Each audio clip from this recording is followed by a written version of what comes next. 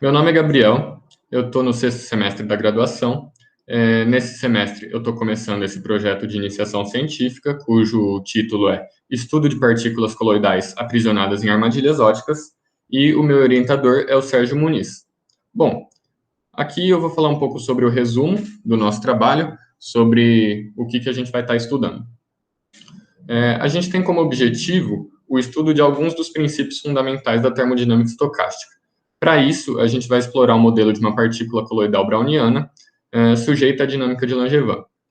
No laboratório, a gente pode produzir e estudar esse sistema facilmente utilizando uma pinça ótica. Aqui, eu vou apresentar resultados de simulações numéricas da dinâmica de Langevin. Bom, processos estocásticos, eles são modelados através de ferramentas matemáticas complexas. Por isso, nem sempre é fácil a gente criar uma intuição sobre esse tipo de fenômeno.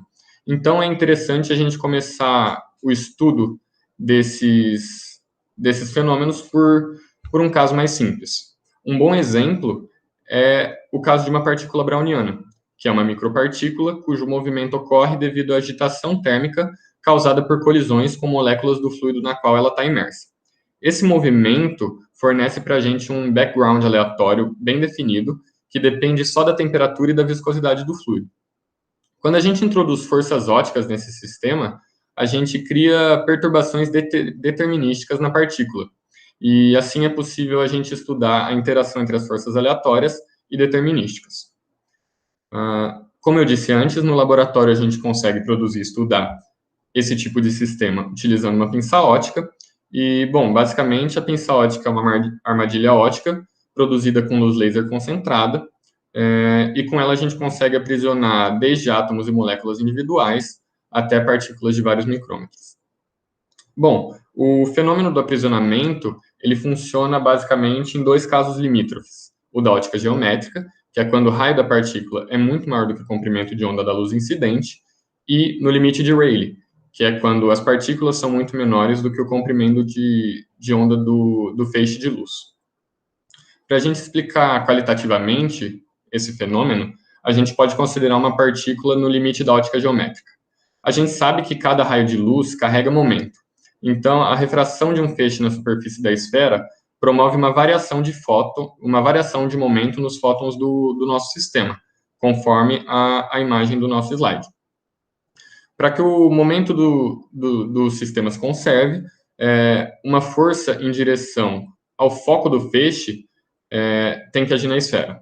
A gente chama essa força de força gradiente e ela é responsável pelo aprisionamento de partículas com um único feixe. Além dessa força gradiente, existe uma segunda força, que é chamada de força de pressão de radiação, e ela é causada pela reflexão dos raios na superfície.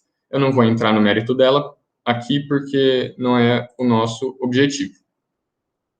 Bom, aqui eu vou falar um pouquinho sobre o movimento browniano e a dinâmica de Langevin.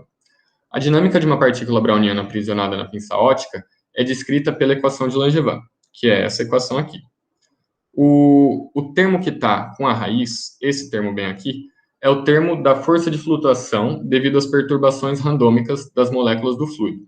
Esse termo torna um pouco complicado a gente resolver essa equação analiticamente.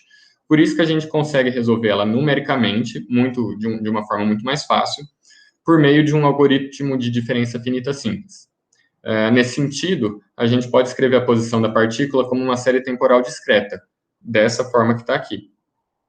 Além disso, o ruído branco, que é esse W de T, ele pode ser escrito dessa maneira aqui, onde o Wzinho índice I é uma sequência de números aleatórios de uma distribuição uniforme que vai de 0 a 1. Dessa forma, a gente considera o caso em que a força de aprisionamento é nula e a gente pode escrever a equação de Langevin dessa forma que está aqui, e a solução para a posição da partícula vai ter essa forma aqui. Considerando as condições experimentais típicas, né, quando a gente está lá no laboratório, a gente pode desprezar o termo inicial. Então, é possível a gente reescrever a equação do movimento da seguinte forma. A parte inicial fica zerada, né? Então, a solução para a posição da partícula passa a ser essa daqui. A gente pode comparar as trajetórias, né, considerando primeiro o termo inicial e depois desprezando ele. Quando a gente faz isso, a gente nota que para um intervalo de tempo muito maior que o tempo característico da partícula, desprezar o termo inicial é uma boa aproximação. Aqui tem as imagens, os dados das simulações. Essa primeira imagem aqui é justamente a comparação das trajetórias para o intervalo de tempo muito maior que o tempo característico da partícula, e a gente consegue ver que, de fato, quando a gente despreza o termo inercial, para tempos maiores que o tempo característico da partícula, a gente tem uma ótima aproximação. Aqui é a simulação da trajetória do centro de massa da partícula quando a gente aplica a força de confinamento, né? Então, é isso. Obrigado por vocês terem assistido. Até a próxima.